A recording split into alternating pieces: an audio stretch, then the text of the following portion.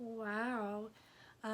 When you literally just come from Instagram and Snapchat where they have filters and then you try to record a video without a filter and you scare yourself. Yeah.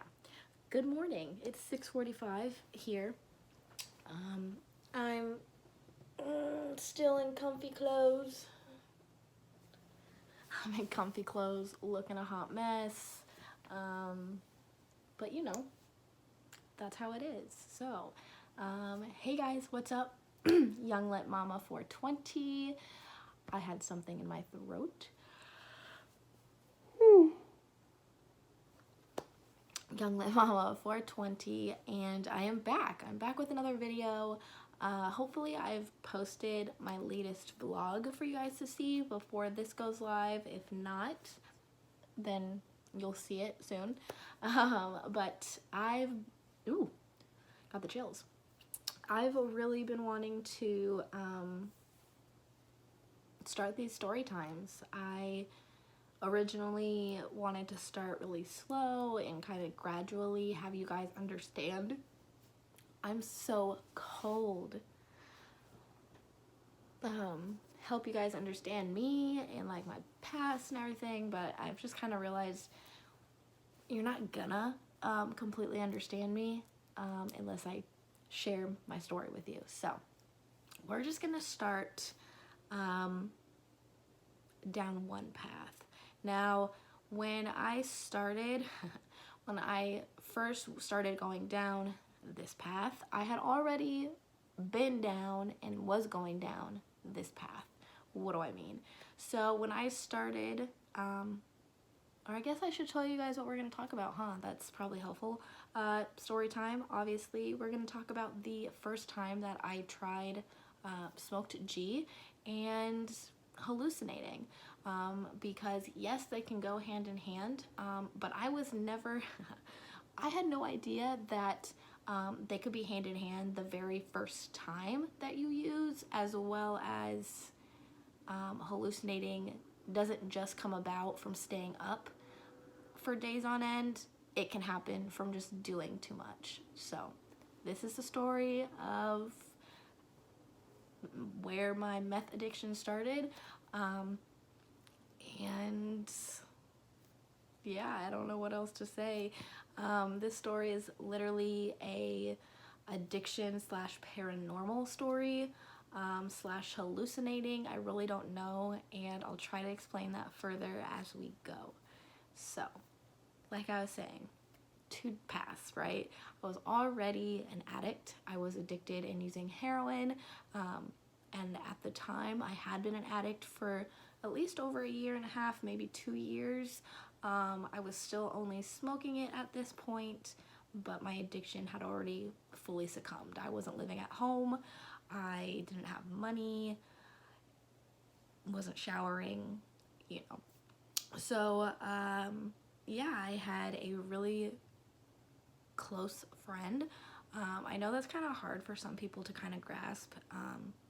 I've been told a lot throughout my recovery that you have to completely abandon the friends and relationships that you had to succeed in your sobriety, and where I completely see how that's feasible for most people.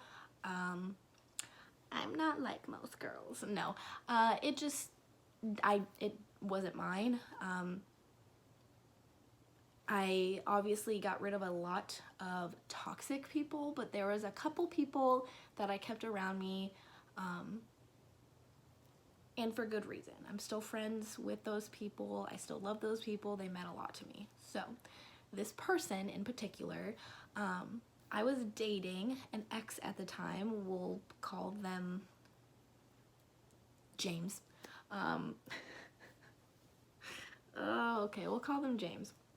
I was dating James, and we were both actively using, we were both smoking, and we had our routine, right? At this time in our addiction, our routine was going over to our homie's house, which was our dealer. That's how we met the homie.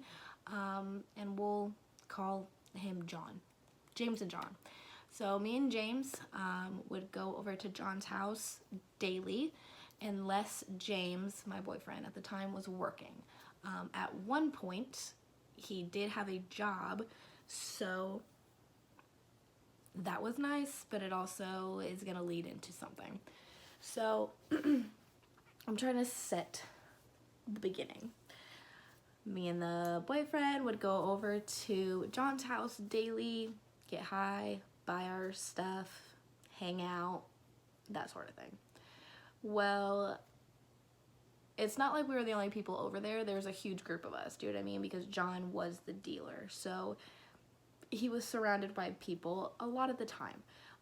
So he always had his own places, or he, do you know what I mean? He always had his own apartment type thing, or he shared an apartment with somebody else. And they didn't live close, that's for sure. They lived about 45 minutes to an hour from wherever me and James were staying or living at the time. That's why we would kind of just stay there all day. So now that you kind of have an idea of the couple people that are going to be mainly in this, let's fast forward to the day. So me and James had always spoken about methamphetamines, G, whatever you want to call it. We always talked about it. We talked about the fact that he wasn't interested in doing it. He wasn't interested in me doing it. I actually wasn't allowed to. I was told repetitively, no, no, no, don't do it, don't do it, don't do it. So, okay, fine. I wasn't gonna do it, right? So, come to a specific day, I don't remember. This day, wake up, say goodbye to James because I think he was working at like a Sprouts at the time, so he woke up kind of early. So he woke up, got high, went to work. Then once I finally got up, my job for the day was A, get high, B, then drive my way to, I almost said his name, to John's house, or to find money and then go to John's house. So this day in particular, I literally was just waiting for James to get off work and come meet me at John's, because sometimes John didn't like answering the phone. So if he did answer the phone, I would just say, hey, John, I'm coming over. I'm going to hang out with you. So that's what I did. It was early in the morning. I said, hey, I'm coming by, what have you. So James is at work. I drive to John's house. I, show up, tell him what I need, what we're going to buy. And now I'm just waiting for the money from James. Me and John had a very good relationship. Like I said, we still do. He's like an older brother to me. But I was getting high there, and all of a sudden the rest of the group showed up. So there's like, I don't know, there's probably 10 of us total, but like 4 or 5 more people showed up. So now there's, I'll always remember this. There's me, there's 6 people here now, right? Me, John, this girl, this other girl, and then 2 other dudes, okay?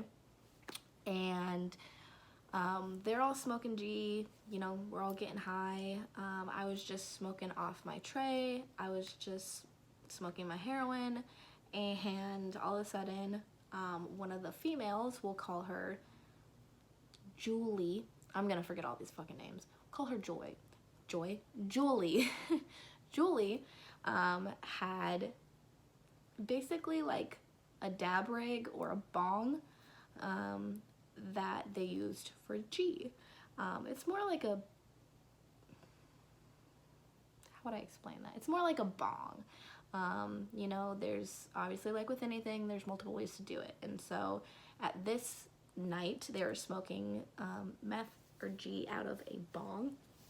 And I remember talking to them about how like, yeah, no, I'm not supposed to. I've wanted to. I want to try it, blah, blah, blah. Well, Julie decided, hey, well, here, do you want to try it? I'll help you. And I was like, I don't know what I'm doing. I don't want to fuck it up. So she was like, no, I'll help you. Okay. That's it. Okay. No thought. No, I'm not supposed to do this. No, your father's an addict. None of that. Just, you want to do it? Sure, let's do it. So I did. She helped me out, you know, like lit it for me, that type of thing, showed me what I was supposed to do, how to do it. And that started a day-long binge, okay? So think about it. I'm at this person's house. I'm at John's house with everybody for at least 8 hours, at least as long as it takes for James to do an entire shift at Sprouts and drive an hour to where we're at, okay? That entire time, I stayed in one spot on the floor of John's bedroom, and we literally just continued to pass the bong with all the G around over and over and over again. Once, this is where it kind of gets weird. So you have to realize I had never done this, right? I had never smoked G. I didn't know much about it. I knew enough, so I thought. But I didn't realize all of the things that went along. It was one of those things where, you know, like you understand something, but you don't get it. Does that make sense?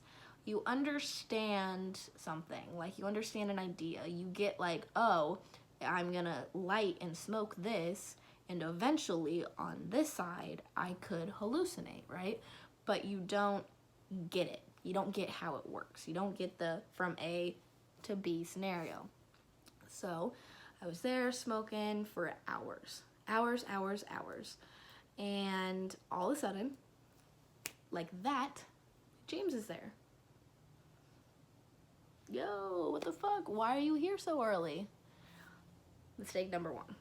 He knew right away. Right away, James knew. He knew me. We were best friends before we started dating. We had been dating for quite a long time. He knew. Didn't say anything. I pretended like nothing happened. And he's like, what do you mean? Why am I here? It's like 10 o'clock at night. My shift's over. I want to get high. Oh, damn. So you mean I've been sitting here in the same spot for what felt like 20 minutes and you're telling me 8 hours went by? Cool. Solid. I'm not losing my shit. So we, you know, get what we need to get, pay John, and me and James leave for the night. Now, we're in 2 separate cars, right? We're in 2 separate cars. Now, this is where the story kind of turns, and this is where I might lose some of you. Some of you might be like, what the fuck are you talking about? But hear me out. We take 2 separate cars, right? I say, bye, I'll see you at home. Bye, I'll see you at home. He gets into his Honda, skirt, drives away. I get into my Cruise that I had at the time, and I put the key in, put the clutch in, take it out of first, and turn it on. Okay, so I'm turning the ignition, and all of a sudden, it's pitch black outside, you guys. It's like 10:30, 11 o'clock at night. I'm in an apartment complex. I always check my car when I get in. Okay? I'm that girl that runs to her car with her keys between her fingers to, you know, stab somebody if they get a little close. I'm also that girl when they open the car, they slam the door, lock the car, and turn on all the lights and go like this into the back seat and hope that no one's back there, right? So I did all that. I checked. Nobody's there. Okay? Turn all the lights off. I started the car. I go to let go of the ignition, and something catches my eye in like my rear view mirror. And I'm like, what the heck? So I kind of peek up and I don't see anything. I don't see anything. Okay. Now, I'm very high. I don't know that. I've never smoked G. Not that much. Not that much at one time. Not that much at that time while driving. at night. So I'm, starting. I remember pulling out of the apartment complex and going to get on the highway. Now, this is where I'm gonna tell you one small fact about G before I go ahead and tell you the next part, because I feel like this is where I lose people, and I want to make sure you guys understand before I tell the part. So G, it gets your heart rate going and makes your mind, you're going a million miles an hour, right? It's quick, it's fast. It's anxiety inducing because it's quick. So it's anxiety inducing, it's fear inducing. It can makes your heart go. So usually when you start hallucinating from G, at the time I thought that took days. Apparently it could just be from doing too much. So G, right, makes you hallucinate. Well, usually when you're hallucinating on G, that's when you hear the stereotypical, like, there's helicopters following me, or you see the like the tweakers peeking out their blinds, like, oh my gosh, there's cops in my bushes. They're hallucinating, and they're in a panic because they're high, their heart rate's going. Do you know what I mean? So when they see a hallucination, it's not calming, it's not therapeutic, it's not comforting. So just remember that, okay? Hallucinations, especially with G, 99% of the time are going to be scary, anxiety inducing, not comforting. So I'm driving down, I leave the apartment, driving down, go to get on the highway. I see something in my rearview mirror yet again, but this time I spot something, and instead of just saying something like a light or something, I see a hat. I see a hat in my rearview mirror, okay? Like a hat on somebody's head. And what's so crazy is I remember not driving. I remember looking in that rearview mirror, I'm gonna cry, seeing this hat and feeling so good.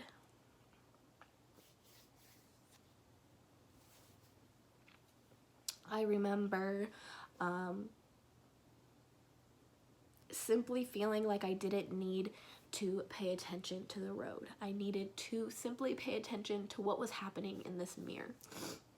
So as I kind of played myself, I was like, no, you're not seeing what you think you're seeing.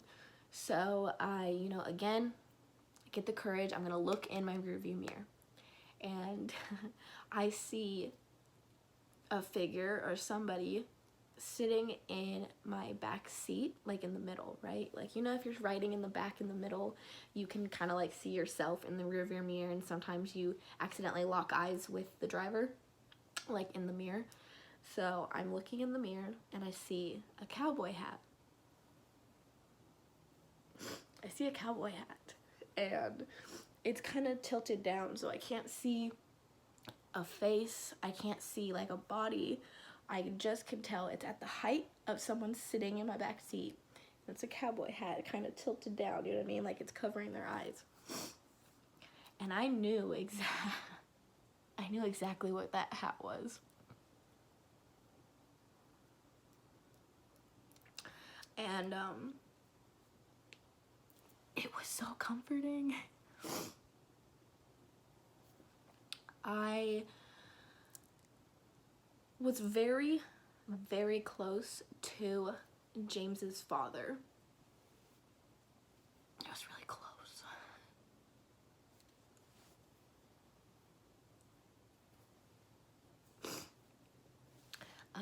And James's father was an incredible man. He had his problems. He was an alcoholic, severely, and we lost him to alcoholism not too long before this all happened.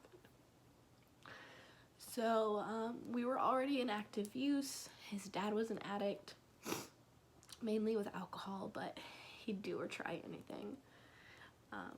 He was the sweetest person I've ever met, and he was that dad that I didn't get to have. So when we lost him, it was a lot. So fast forward,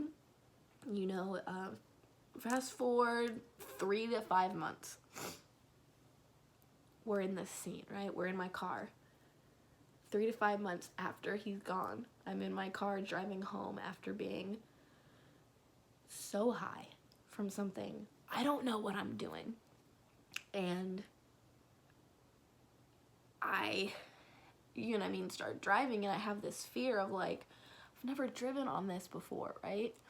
And then the minute that fear comes into my head is when I see his hat in my rearview mirror. And at the time, I just was like, oh shit, I think I'm seeing stuff. But I wasn't scared. I was so calm. I felt so good. I felt safe. That's the best way to put it. So remember, 45-minute drive to an hour from where I was to where home was at the time. And so I see him in my rearview mirror, less than 5 minutes starting my journey. And that cowboy hat stayed in my rearview mirror until the minute that I pulled into my driveway. The minute I pulled into my driveway, turned my car off, and I was safe at home, the hat was gone. It was there the entire time I drove home. And the minute I get home and feel like I can kind of breathe, I feel safe, I'm home, he leaves. It goes away.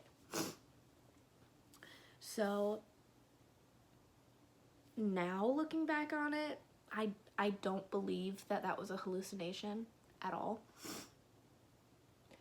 I 100% believe it was James's dad, and just making sure that I got home okay. Just making sure I got home okay.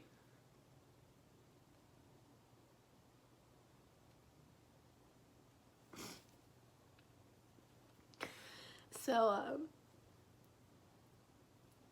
I'm thinking, I'm good, right? I'm good, I'm home, he doesn't know, whatever. Well, now it's time for bed. Yeah, bed. See, G and sleep, they're not like friends. They don't do that. But I wasn't supposed to be doing G, right? I was just smoking heroin. So I should have been able to just come home, get high, and go to sleep. Well, that didn't happen. I wanted to stay up. I was Gabby. I was talking 100 miles an hour. And I could tell that he knew something was up now. But in the moment, I think I'm getting away with murder.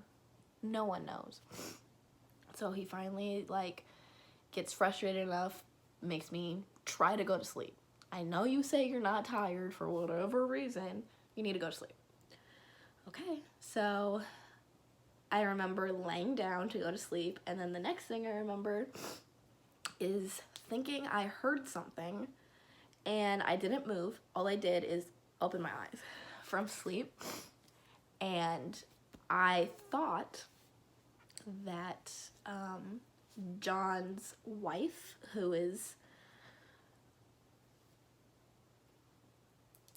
she's special, not in the good way, in the bitch you crazy special, okay? There you go. John's wife was fucking crazy. And whatever. It's not that I didn't like her, I just felt like I always was babysitting because she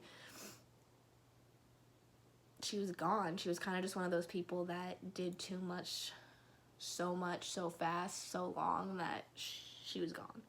But anyways, I wake up And the way that this bedroom that we're in is set up is it was a master suite, but with a half bath. So we had like this, when you opened our our bedroom door, there was a small hallway before you even saw the bedroom. So from the hallway, you could like turn around the little corner and see the bedroom, and from the bed, you could kind of see the hallway, okay? Well, in this hallway, my boobs are sweating, so I keep tucking my shirt under my boobs. So, right, we're sleeping, and I wake up.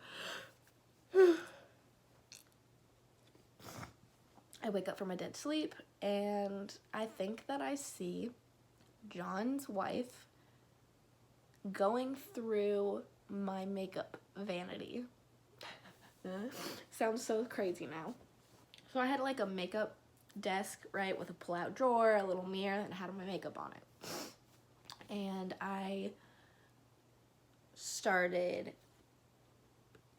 having like a heart rate. I had a heart rate that was really high.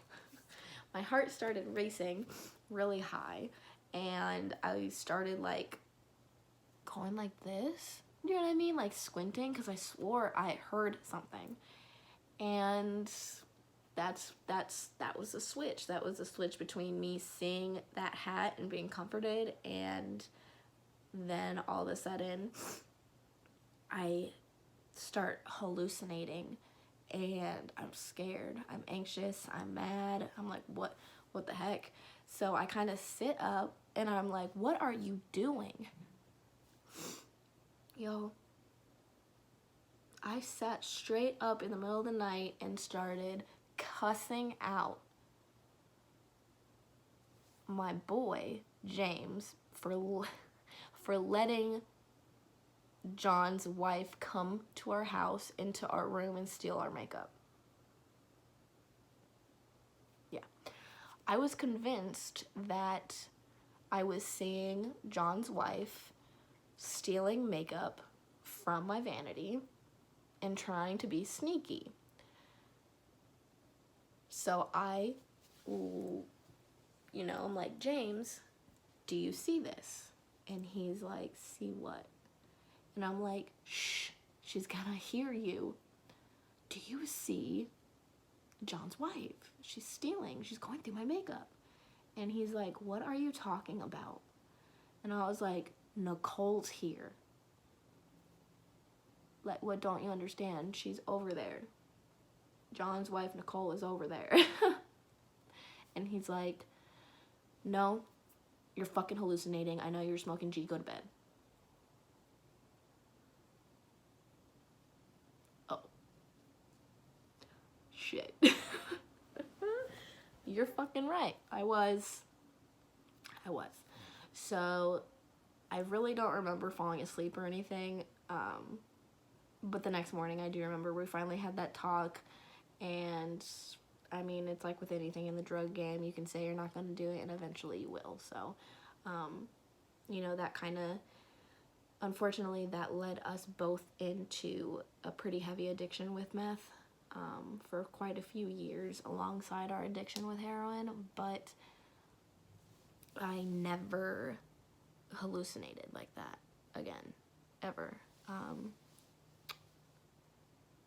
And I guess, I don't know what I'm trying to,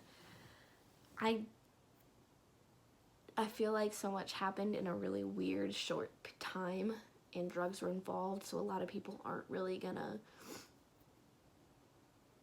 believe that I truly believe. I'm not saying you have to believe. I'm just asking that you believe that I believe it.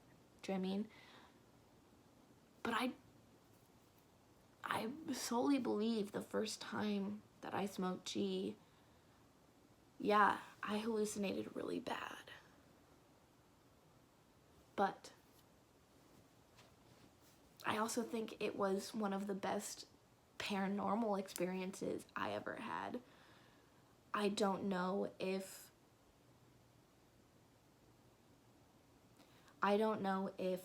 I saw James's dad because I chose to put myself in a dangerous position, or I don't know if because I chose to ingest the things that I was, that maybe I opened some kind of understanding, or I closed some type of barrier that in return helped me understand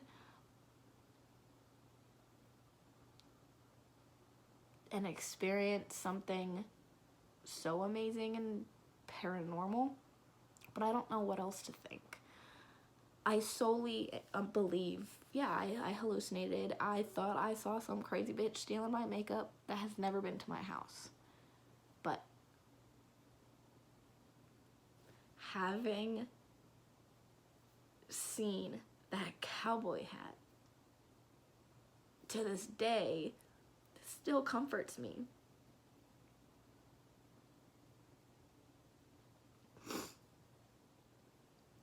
And to this day, I'm still sad. I'm sad that I feel something or someone had to take someone so great. But it also gave me such a beautiful experience in a really shitty situation. It made me feel so comforted at such a rock bottom point. And that is one of the many reasons why I never and will never regret the choices that I made.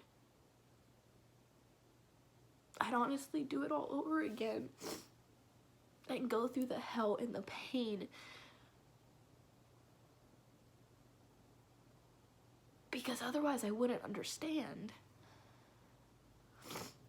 I wouldn't get it. I wouldn't be able to find the inner power to understand. I get why people look at these videos and they're just like, what is wrong with you? I get it. It's because there is something wrong. It's called addiction. It's a disease. It's a mental illness. It's real. But just because it was real doesn't mean it's your indefinite. And I'm realizing that now.